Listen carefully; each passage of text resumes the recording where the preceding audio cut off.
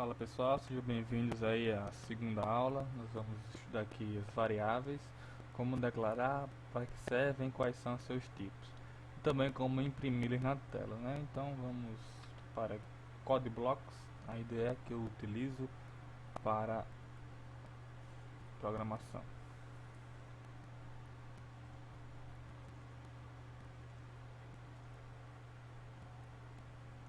Então aqui eu já tenho um programa aberto, um programa criado, e esse programa aqui tem somente uma biblioteca. Não estou utilizando nenhuma função da stdlib, mas eu posso aqui vir incluir e escrever stdlib.h, certo?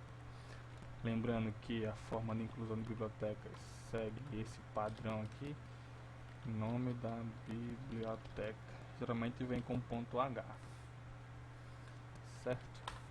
Então vamos lá. Aqui eu tenho uma variável já declarada, mas vamos esquecer esse código aqui. Variáveis são desses tipos aqui: inteiro, ponto flutuante, caractere. Esses são os três tipos básicos de variáveis em C, que são int na linguagem C, né? Float ou double, caractere char ou char dessa forma. Isso aqui nós não vamos ver agora, porque isso aqui seria um vetor. O vetor nós vamos estudar mais na frente. Então aqui, como é que eu faço para declarar uma variável? Mas primeiro vamos entender o que são esses tipos aqui. Int é uma variável inteira, ou seja, sem casas decimais.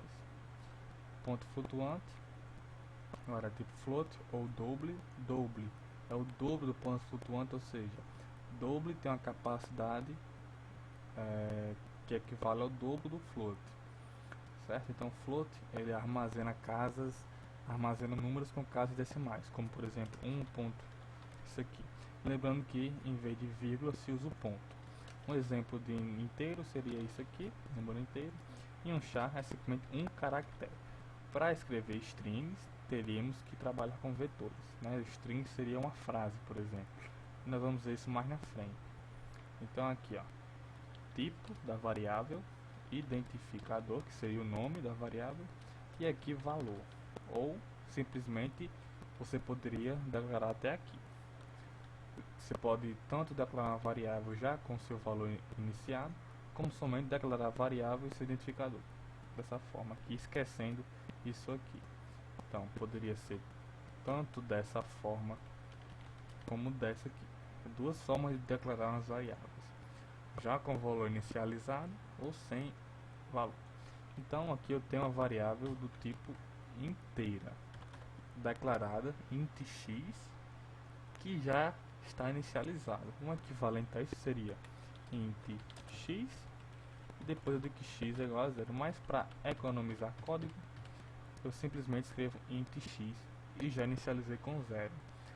Depois diz que float y, ou seja, uma variável que armazena casas decimais, também é igual a 0.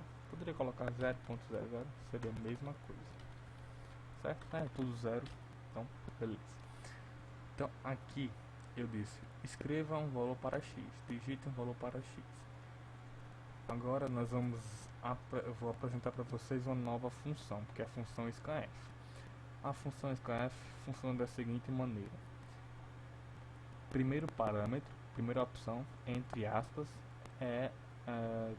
digamos assim, é um conjunto de caracteres que vai especificar o tipo de variável a ser lida. Fazemos a seguinte referência: porcentagem D para inteiros, porcentagem F para ponto flutuante e porcentagem C para caracteres e S para string. Mas vamos ver isso aqui mais na frente. Então, como x é inteiro, então coloco porcentagem D. Isso aqui vai dizer que leia o número inteiro, e aqui é o nome da minha variável, que é x, só que antes eu coloco um E comercial. Como é que eu resumo isso? Scanf tipo var. seria mais ou menos assim. O tipo, que eu especifico por porcentagem D ou porcentagem F, ou os outros tipos, né, que também tem.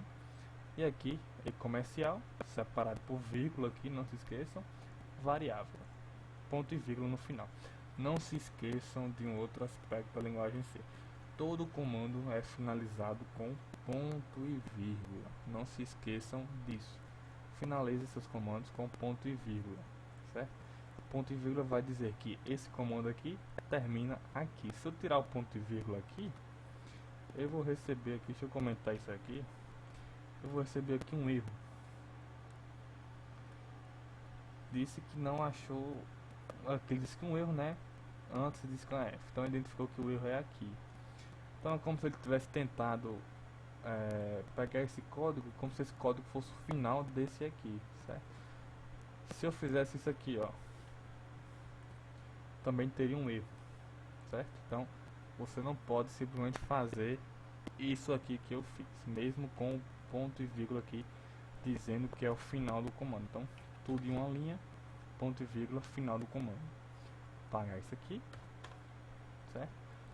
Beleza, vamos para a próxima linha. Printf, pula uma linha, como já falei, digita um valor para y, e agora o scanf adaptado para a variável y, que é ponto flutuante, ou seja, casas decimais. Então, porcentagem f, vírgula, e comercial, y, ponto e vírgula aqui, beleza, leu as variáveis. O último comando é o printf, aqui temos um /n, e diz o valor de x é. Então, temos aqui de novo nossa porcentagem D.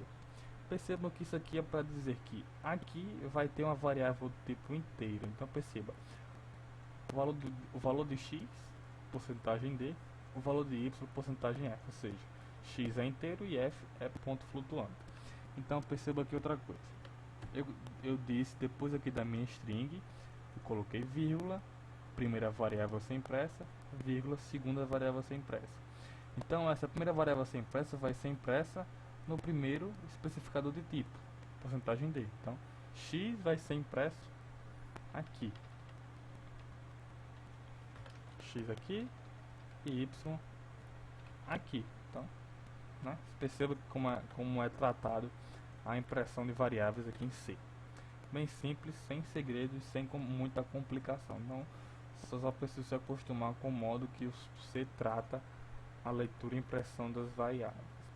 Então vamos aqui compilar e testar a execução. Então digite um valor para x. Então ele já me deu aqui o prompt do scanf para eu escrever algum valor. Então uma variável inteira tipo x, vamos colocar aqui 12.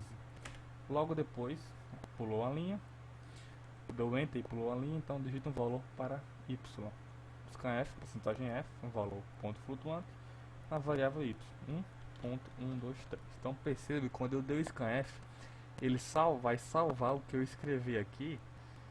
Em x vai salvar 12, como eu especifiquei aqui. Em y vai salvar esse 1.234. Então se eu der enter, o valor de x é 12 e o valor de y é 1234000. Por que 000? Porque o ponto flutuante padrão suporta essas 6 casas decimais aqui. Então, se eu quiser mostrar somente as 3 casas decimais, eu coloco antes do F, aqui depois de porcentagem, ponto 3F, ou seja, 3 casas decimais após a vírgula. Então, 12, 1.234, beleza, deu certo. Se eu colocasse aqui, 12, 1. Ele colocaria o 0 no final. Então, essa aula termina aqui. Espero que vocês tenham gostado aqui. Essa aula, até a próxima e pratiquem muito.